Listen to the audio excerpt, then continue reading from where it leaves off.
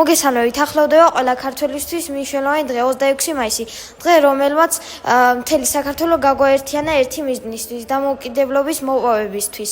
ეს დღე ჩვენ ძალიან დიდ სიხარულს გვანიჭებს. ამ საკითხთან დაკავშირებით მე და ჩემმა მეგობრებმა გადაწყვიტეთ რამდენიმე კითხვა დავუსვათ ჩვენი სკოლის ისტორიის მასწავლებელს ქალბატონ ქეთევან ნონიკაშვილს. მოგესალმებით ქალბატონო ქეთევან, მადლობთ რომ დაგთანხმდით ინტერვიუზე. Როგორც ვიცით, საქართველოს დამოუკიდებლობა 1918 წელს მიიღო და 3 წლის განმავლობაში შეინარჩუნა. Როგორი იყო დამოუკიდებლობა, როგორი იყო საქართველოს დამოუკიდებლობამდე? მოგესალმებით ბავშვებო. მიხარია, ძალიან მიხარია რომ ამ საკითხით დაინტერესდით. საქართველო 1801-დან 1918 წლამდე იყო რუსეთის მონობის ქვეშ. ეს იყო ურთულესი პერიოდი ქართველი ხალხისთვის. ქართველ ხალხს არასოდეს დაუყრია ფარხმალი, 200 წლის მანძილზე იბრძოდა რომ მოეპოვებინა თავისუფლება და აი როგორც იქნა 1918 წელს მიაღწია სასურველ მიზანს და მივიღეთ ეს ნანატრი დამოუკიდებლობა. რომ არა საგარეო პოლიტიკა საქართველოს დამოუკიდებლობას მიაღწევდა, როგორ შეუწყო ხელი საგარეო პოლიტიკამ საქართველოს 1918 წელს დამოუკიდებლობის მოპოვებისას. საერთაშორისო ურთიერთობები ძალიან დიდ როლს თამაშობენ სახელმწიფოების ჩამოყალიბების პროცესში. 1918 წელი ძალიან მნიშვნელოვანი პერიოდი იყო საქართველოსთვის და ასევე მთლიანად სამყაროსთვის, მსოფლიოსთვის. ვინაიდან ამ დროს დასრულდა პირველი მსოფლიო ომი, დაიწყო ტერიტორიების გადანაწილება დიდ სახელმწიფოებს შორის და ერთ-ერთი ტერიტორია, რა თქმა უნდა, საქართველოც იყო. ამ პროცესს კიდევ წინ უძღოდა დიდი რევოლუცია, რომელიც მოხდა რუსეთში, რომ ამ რევოლუციამ იმპერიის ხანა დაასრულა რუსეთის ტერიტორიაზე. ჩვენ მოგცა საშუალება რომ გავთავისუფლებულიყავით რუსული მარწუხებისაგან. მე ვფიქრობ რომ საერთაშორისო მდგომარეობა, საერთაშორისო ურთიერთობა განსაზღვრელია ამა თუ იმ ქვეყნისთვის, ვისაც დამოუკიდებლობა უნდა და ძალიან დიდ როლს თამაშობს ამ საქმეში. აღიარა თუ არა მაშინდელმა მსოფლიომ საქართველოს დემოკრატიული რესპუბლიკა ჩამოყალიბება, ანუ რა გამოხმაურება ჰქონდა საერთაშორისო ასპარეზზე. როდესაც იქმნება ახალი სახელმწიფო, ძალიან დიდი მნიშვნელობა აქვს მის როგორც de facto, ანუ ფაქტობრივ აღიარებას, ასევე იურიდიულ აღიარებას. საქართველოს მთავრობამ ძალიან კარგად იცოდა ეს. იცოდნენ რომ აუცილებელი იყო დიდ სახელმწიფოებს ეღიარებინათ საქართველოს დამოუკიდებლობა, წინააღმდეგ შემთხვევაში ეს დამოუკიდებლობა ვერ იქნებოდა იურიდიულად დამტკიცებული. ამის გამო ევროპაში გაიგზავნა ორი დელეგაცია საქართველოსდან, ერთი გაიგზავნა პარიზში, ვერსალის საზავო კონფერენციაზე, სადაც მიმდინარეობდა დიდ სახელმწიფოებს შორის საზავო მოლაპარაკებები და მეორე გაიგზავნა ჟენევაში, სადაც ერთა ლიგის პირველი სესია მიმდინარეობდა. ორივე დელეგაცია თხოვნით მიმართა კონფერენციის და სესიის მონაწილეებს, ერთს მიმართა პარიზში სთხოვეს რომ ეღიარებინათ საქართველოს დამოუკიდებლობა, ხოლო ჟენევაში ჩასულმა დელეგაციამ სთხოვა რომ მიეღოთ ერთა ლიგის წევრად საქართველო. თუ ერთიც და მეორეც შესრულდებოდა, ეს უკვე გარანტია იქნებოდა საქართველოს დამოუკიდებლობის შენარჩუნების.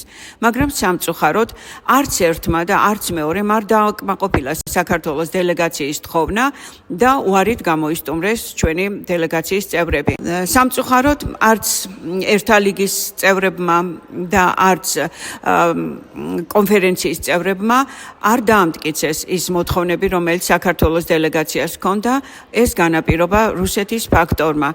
რუსეთი აუცილებლად დაიპყრობდა საქართველოს, ეს ყველამ კარგად იცოდა და მასთან დაპირისპირება არც ერთ სახელმწიფოს არ უნდოდა.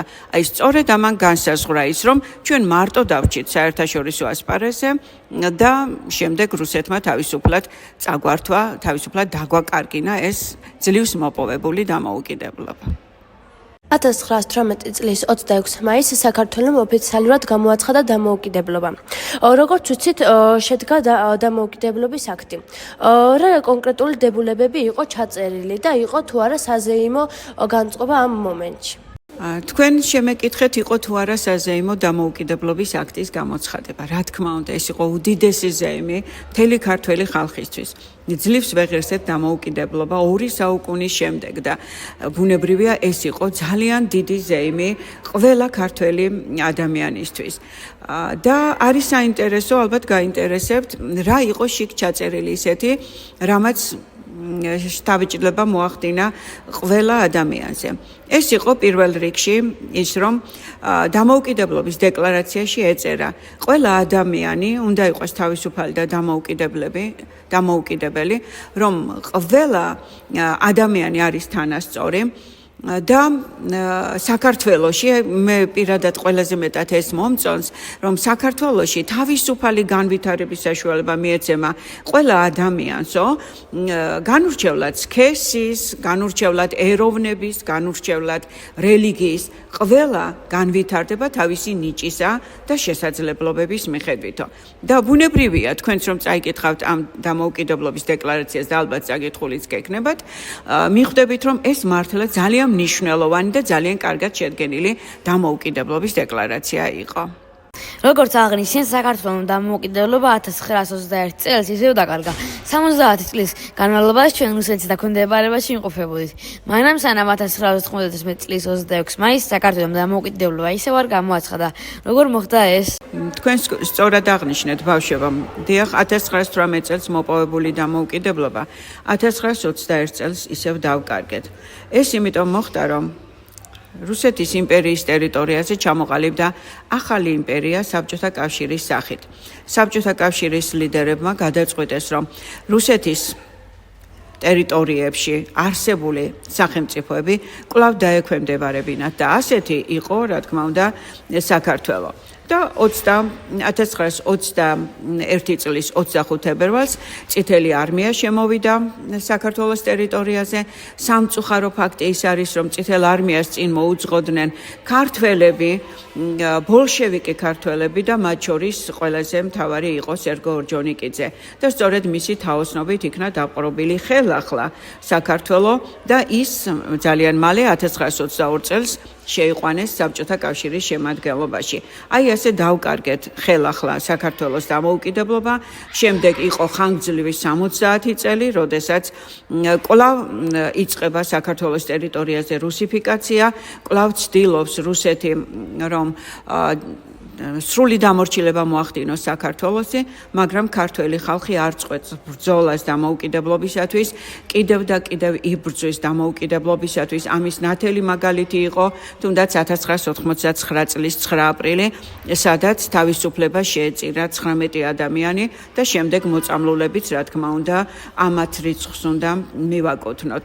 და ბოლოს აი დადგა ნანატრი 1991 წლის 26 მაისი, საქართველომ კვლავ მოიპოვა დამოუკიდებლობა და მე დარწმუნებული ვარ, რომ ეს დამოუკიდებლობა იქნება სამუდამო და ვეღარასოდეს ვეღარ შეეხება რუსეთი საქართველოს დამოუკიდებლობას და ვეღარ წაგვართმევს ამ ბრძოლით მოპოვებულ თავისუფლებას. როგორც ვიცით, ყველა დამოუკიდებელ სახელმწიფოს სჭირდება თავისი სიმბოლიკა, დროშა, ჰიმნი და გერბი. თუ შეგიძლიათ გვესაუბროთ, როგორი იყო 1918-1921 წლებში ჩვენი სიმბოლიკა? როდესაც საქართველოს დამოუკიდებლობა გამოცხადდა 1918 წელს, აუცილებელი იყო მას ქონოდა და საერთოდ ყველა დამოუკიდებელ სახელმწიფოს აქვს თავისი სიმბოლიკები, დროშა, გერბი და ჰიმნი. დაიწყეს ფიქრი, როგორი უნდა ყოფილიყო საქართველოს დროშა, ჰიმნი და გერბიც, რა თქმა უნდა. ამაში ძალიან დიდი წვლილი მიუძღვის ჩვენს სასიკადულო მეცნიერს ივანე ჯავახიშვილს. მან ძალიან დიდი კონსულტაცია გაუწია ორ ადამიანს, ეს იყო იაკობ ნიკოლაძე და იოსებ შარლემანი და მათი დახმარებით შეძლეს შეექმნათ საქართველოს დროშა, რომელიც იყო სამფეროვანი, წითელის, თეთრის და შავის კომბინაცია. და ასევე შეექმნათ გერბი, საკმაოდ ლამაზი გერბი იყო, ეს იყო თეთრი გიორგი 7 მნათობით. ამ ორი ატრიბუტიკის შექმნის შემდეგ დღის წესრიგში დადგა საქართველოს ჰიმნის შექმნა. ჩატარდა კონკურსი. კონკურსი იყო საყოველთაო, გამოტანილი იქნა საკმაოდ მრავალრიცხოვანი მუსიკის და ტექსტის რაოდენობა და საბოლოოდ გაიმარჯვა კონკურსში კოტე ფოცხვერაშვილმა ადამიანმა, რომელმაც შექმნა ტექსტი დიდება და ამ ტექსტზე, რა თქმა უნდა, შექმნა მუსიკაც და მივიღეთ ახალი სახელმწიფოს ახალი ჰიმნი, ეს იყო დიდება. სადაც საუბარია იმ დიდ გავლილ გზაზე, რომელმაც ქართველმა ხალხმა გამოიარა საუკუნეების მანძილზე.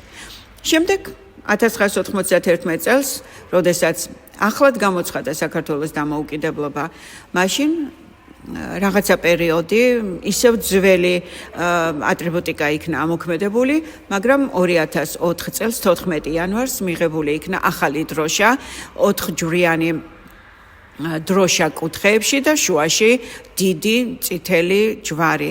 ეს არის მართლაც ულამაზესი დროშა, მე ვფიქრობ მსოფლიოში ერთ-ერთი ყველაზე ლამაზი დროშა გვაქვს ჩვენ ქართველებს და უნდა ვამაყობდეთ ამით. თუ მკითხავთ რა სიმბოლიკა, რა დატვირთვა აქვს ამ ჯვრებს, გეტყვით რომ ორი ვერსია არსებობს ამასთან დაკავშირებით, ეს ბოლნური ჯვრებია, რომელიც კუთხეებშია ჩატანებული, უძველესი ბოლნისის ტაძარზე გამოკვეთილი ჯვრები არის გადმოტანილი და მეორე ეს 4 ჯვარი მინიშნება 4 მახარებლის, იესო ქრისტეს 4 მახარებლის, მათე, მარკოზი, ლუკა და იოანე. და ესეც ერთხელ კიდევ მიანიშნებს, რომ ჩვენ ვართ უძველესი ქრისტიანული სახელმწიფო და დიდ პატივს ვცემთ ქრისტიანულ სიმბოლიკებს.